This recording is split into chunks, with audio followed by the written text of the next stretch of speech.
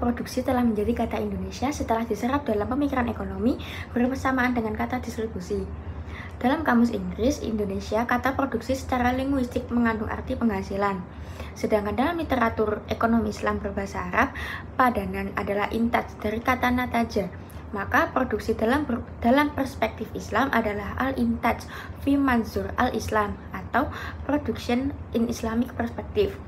Produksi adalah sebuah proses yang telah lahir di muka bumi ini semenjak manusia menghuni planet ini. Sesungguhnya produksi lahir dan tumbuh dari menyatunya manusia dengan alam. Maka untuk menyatukan antara manusia dengan alam ini, Allah telah menetapkan bahwa manusia berperan sebagai khalifah. Produksi merupakan mata rantai konsumsi, yaitu menyediakan barang dan jasa yang merupakan kebutuhan konsumen yang bertujuan untuk memperoleh maslahat maksimum melalui aktivitas. Produksi menurut Al-Quran adalah mengadakan atau mewujudkan sesuatu barang atau jasa yang bertujuan untuk kemaslahatan manusia. Dalam Islam, kerja produksi bukan saja dianjurkan, tetapi dijadikan sebagai kewajiban religius. Oleh karena itu, kerja adalah milik setiap orang dan hasilnya menjadi milik pribadi yang dihormati dan dilindungi karena terkait dengan kebutuhan, kepentingan, atau kemaslahatan manusia. Pemahaman produksi dalam Islam memiliki arti sebagai bentuk usaha keras dalam pengembangan faktor-faktor yang diperbolehkan dan melipat gandakan income dengan tujuan kesejahteraan masyarakat, menopang eksistensi serta ketinggian derajat manusia. Ada yang mengatakan produksi adalah usaha mengembangkan sumber daya alam agar lebih bermanfaat bagi kehidupan manusia, atau usaha mengeksploitasi sumber-sumber daya agar dapat menghasilkan manfaat ekonomi. Selanjutnya yaitu faktor produksi di dalam Islam. Faktor produksi di dalam Islam dibagi menjadi 4. Yang pertama, tanah. Islam telah mengakui bahwa sebagai suatu faktor produksi tetapi tidak seperti dalam arti sama yang digunakan di zaman modern. Dalam tulisan klasik yang dianggap sebagai suatu faktor produksi, penting mencakup semua sumber daya alam yang digunakan dalam proses produksi, seperti permukaan bumi, kesuburan tanah, sifat-sifat sumber daya, udara, air mineral, dan seterusnya. Yang kedua yaitu tenaga kerja. Buruh merupakan faktor produksi yang diakui di setiap sistem ekonomi terlepas dari kecenderungan ideologi mereka. Yang ketiga, modal. Suatu sistem ekonomi Islam harus bebas dari bunga. Dalam sistem itu, bunga tidak diperkenankan memainkan pengaruhnya yang dapat merugikan pekerja, produksi, ataupun distribusinya. Yang keempat, organisasi. Peranan organisasi dalam ekonomi Islam dibagi menjadi 4. Yang pertama, dalam ekonomi Islam pada hakikatnya lebih berdasarkan equity daripada berdasarkan pinjaman. Para manajer cenderung mengelola perusahaan yang bersangkutan dengan pandangan untuk membagi dividen di kalangan pemegang saham atau berbagi keuntungan di antara mitra suatu usaha ekonomi. Dan yang kedua, sebagai akibat. Pengertian tentang keuntungan bisa mempunyai arti yang lebih luas dalam kerangka ekonomi Islam, karena bunga pada modal tidak dapat dikenakan lagi. Yang ketiga, karena sifat terpadu organisasi inilah tuntunan akan integrasi moral, ketepatan dan kejujuran dalam perakunan atau accounting barangkali jauh lebih diperlukan daripada dalam organisasi sekuler mana saja, yang dimana para pemilik modalnya mungkin bukan merupakan bagian dari manajemen. Dan yang terakhir, bahwa faktor manusia dalam produksi dan strategi usaha barangkali mempunyai signifikansi lebih diakui dibandingkan dengan strategi manajemen lainnya, yang didasarkan pada memaksimalkan keuntungan atau penjualan. Baik, selanjutnya adalah materi aspek produksi Islam. Pada dasarnya, kegiatan produksi terkait seluruhnya dengan syariat Islam, di mana seluruh kegiatan produksi harus sejalan dengan tujuan dari konsumsi itu sendiri. Konsumsi seorang muslim dilakukan untuk mencari falah atau kebahagiaan. Demikian juga produksi dilakukan untuk menyediakan barang dan jasa guna falah tersebut. Aspek produksi dalam Islam berarti menghasilkan sesuatu yang halal, mulai dari pemilihan bahan baku hingga jenis produksi yang dihasilkan.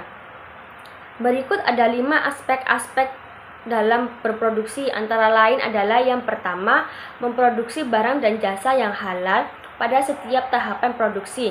Yang kedua, mencegah kerusakan di muka bumi, termasuk membatasi polusi, memelihara keserasian dan ketersediaan SDA. Dan yang ketiga adalah produksi dimaksudkan untuk memenuhi kebutuhan individu dan masyarakat serta mencapai kemakmuran.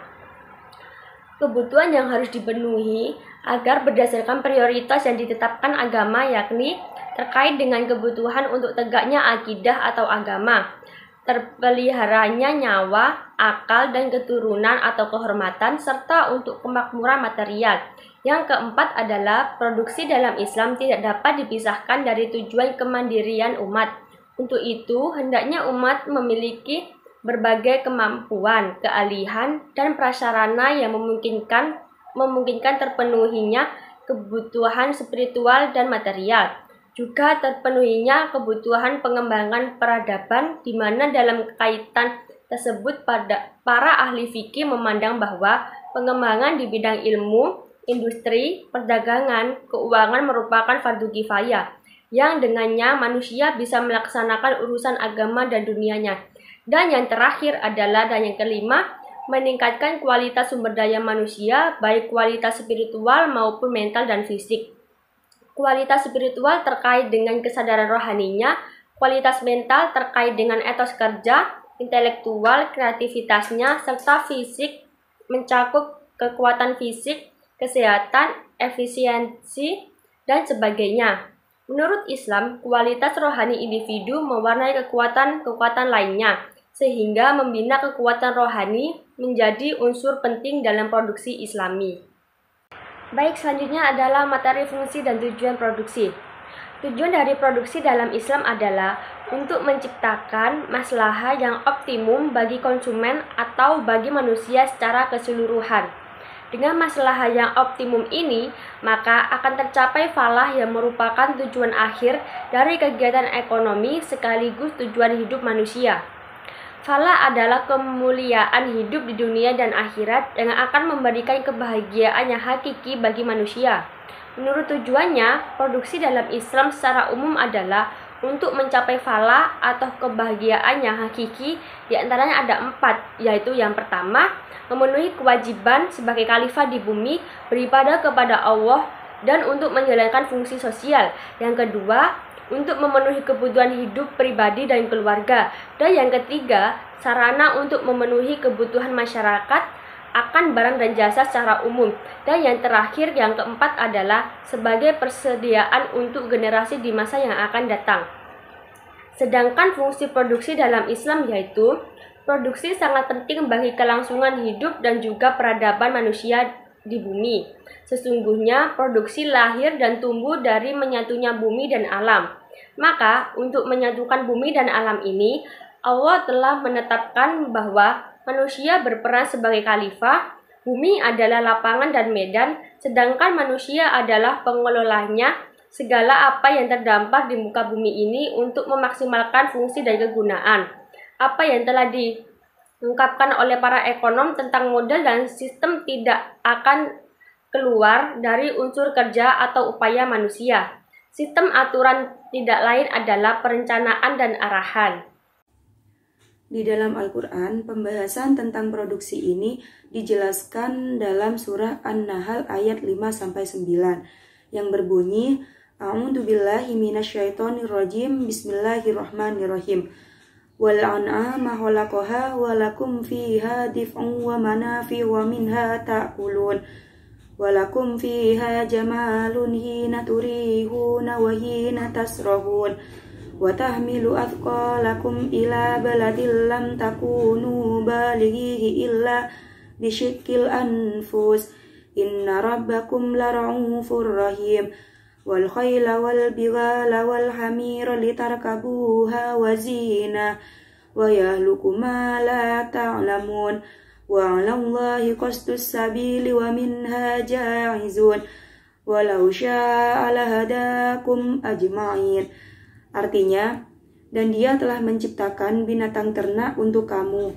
Padanya ada bulu yang menghangatkan dan berbagai-bagai manfaat, dan sebagainya kamu makan. dan kamu memperoleh pandangan yang indah padanya ketika kamu membawanya kembali ke kandang dan ketika kamu melepaskannya kembali ke tempat pengembalaan. Dan ia memikul beban-bebanmu ke suatu negeri yang kamu tidak sanggup sampai kepadanya, melainkan dengan kesukaran-kesukaran yang memayahkan diri. Sesungguhnya Tuhanmu benar-benar Maha Pengasih lagi Maha Penyayang. Dan Dia telah menciptakan kuda, bagal, dan keledai agar kamu menungganginya dan menjadikannya perhiasan. Dan Allah menciptakan apa yang kamu tidak mengetahuinya. Dan hak bagi Allah menerangkan jalan yang lurus, dan di antara jalan-jalan ada yang bengkok. Dan jikalau Dia menghendaki, tentulah Dia memimpin kamu semuanya kepada jalan yang benar. Asbabun nuzul surat An-Nahl pada ayat 5-9 ini surat Makkiyah yang terkecuali.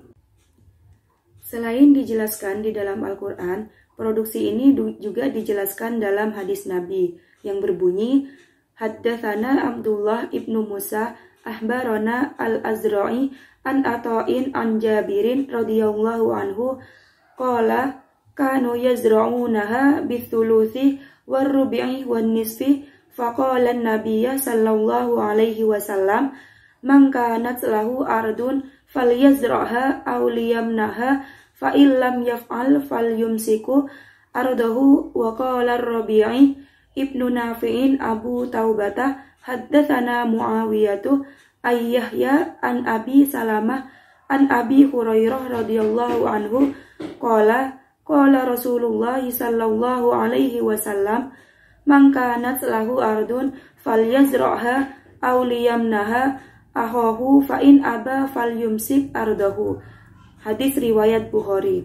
Artinya, telah menceritakan kepada kami Ubaidillah bin Musa telah mengabarkan kepada kami Al-Auza'i dari Atha dari Jabir radhiyallahu anhu berkata, dahulu orang-orang mempraktekkan pemanfaatan tanah ladang dengan upah sepertiga, seperempat atau setengah. Maka Nabi Shallallahu Alaihi Wasallam bersabda, siapa yang memiliki tanah ladang hendaklah dia garap untuk bercocok tanam atau dihibahkan. Jika dia tidak lakukan, maka hendaklah dia biarkan tanahnya. Dan berkata, Ar-Rabi bin Nafi Abu Taubah telah menceritakan kepada kami Muawiyah dari Yahya, dari Abu Salamah, dari Abu Hurairah radhiyallahu anhu berkata, Rasulullah Shallallahu Alaihi Wasallam bersabda, siapa yang memiliki tanah ladang hendaklah dia garap untuk bercocok tanam atau dia berikan kepada saudaranya untuk digarap. Jika dia tidak lakukan, maka hendaklah dia biarkan tanahnya. Hadis riwayat Bukhari. Selanjutnya tentang tafsir ayat pada surat An-Nahl ayat 5-9. Tafsir pertama dari Al-Misbah. Muhammad Quraisy Shihab menekankan pada penafsirannya terhadap terciptanya hewan ternak serta juga manfaat dari hewan tersebut. Contohnya saja, untuk menghangatkan anda kulit dan bulu, serta pemanfaatan yang lain, sehingga tidak mengurangi manafi yang berkaitan dengan produksi. Selain itu, Quraisy Shihab juga menjelaskan maksud dari ayat 7-8, yaitu tentang manfaat atau maslahah dari binatang ternak menjadi transportasi. Allah mengisyaratkan terhadap manusia guna melakukan kegiatan produksi seperti menciptakan alat transportasi bertambah baik dari masa ke masa. Maka dari itu, bertumbuh hingga masa depan turunnya ayat tersebut sehingga terus berkembang di masa yang akan datang. Menurut Quraisy Shihab, adanya pemakaian prakata kerja mudhari ke dalam 3 poin di bawah ini, yaitu sebagai berulang keberlanjutan kenikmatan yang mengharuskan perkembangan perilaku bersyukur. Maka dari itu, dapat disimpulkan bahwa aktivitas makhluk hidup hendak melanjutkan berjalan dan supaya persediaan produk benar-benar terjamin.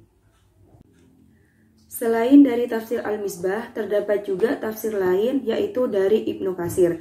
Ibnu Katsir menafsirkan poin ini menerangkan tentang nikmat melimpah dari Allah Subhanahu wa Ta'ala kepada hamba-hambanya. Contohnya, diciptakannya hewan ternak untuk manusia seperti sapi, kambing, serta domba sesuai dengan penjelasan pada surat Al-An'am. Samaniya azwaf, 8 pasang ternak. Allah Subhanahu wa Ta'ala juga sudah menciptakan hewan tersebut dengan ragam faedah serta kepentingan untuk manusia. Segala sesuatu yang terdapat pada binatang tersebut pasti memiliki manfaat, yaitu bulunya dapat dijadikan pakaian, air susunya dapat diminum untuk menghilangkan dahaga, dagingnya dapat dimakan, dan juga penglihatan mereka terhadap hewan ternak. Oleh karena itu, Allah berfirman, "Walakum fiha jamalun hina turihuna," yang berarti, dan kamu memperoleh pandangan yang indah padanya ketika kamu membawanya kembali ke kandang. Saat hewan peliharaan pulang dari ladang pada saat sore, lalu binatang camel nampak seperti binatang yang mempunyai pinggul lebih memanjang. Wahina tasrohuna, yang artinya, dan ketika kalian melepaskan ke tempat pengembalaan, kalian mengeluarkannya ke tempat pengembalaan pada waktu pagi hari. Watahmilu athqalakum, artinya, dan ia memikul beban-bebanmu. Maksudnya, ialah tanggungan berat yang tidak mampu untuk memindahkannya sendiri. Baladil lam takunuh balighi illa bisyikil anfus, artinya, ke suatu negeri yang tidak kamu sampai kepadanya, melainkan dengan kesukaran-kesukaran. Oleh karena itu, binatang ternak ini juga dapat dijadikan sebagai alat transportasi pada masa itu untuk menempuh perjalanan panjang pada masa itu, pembawa muatan barang-barang, serta ke tempat tujuan-tujuan lainnya. Lalu Allah berfirman setelah memaparkan kenikmatan ini semua, "Inna rabbakum lara'ufur rahim," artinya, sesungguhnya Rabbmu betul-betul maha pengasih lagi maha penyayang. Dengan kata lain, Allah telah mengendalikan binatang-binatang ternak tersebut dan memudahkannya untukmu. Lalu yang berikutnya adalah kontekstualisasi ekonomi Islam. Masalah produksi sangat diperhatikan dengan sangat sungguh-sungguh oleh Al-Quran, seperti yang telah digambarkan oleh Afzalur Rahman sebagai berikut. Produksi kekayaan telah mendapat penekanan yang sangat besar oleh Al-Quran, karena produksi merupakan bagian yang berarti dalam menentukan kemakmuran suatu bangsa dan taraf kehidupan penduduknya. Agar lebih jelasnya, berikut contoh yang dikutip oleh Al-Quran serta Sunnah, bahwa kaum muslimin dianjurkan untuk bekerja keras. Untuk mencapai suatu kehidupan yang makmur dan bahagia, manusia harus konstan, bekerja keras dan bersemangat. Mata rantai dari kegiatan konsumsi dan distribusi tidak dan bukan yakni dari kegiatan produksi. Setiap barang yang dihasilkan oleh kegiatan produksi akan dikonsumsi oleh konsumen.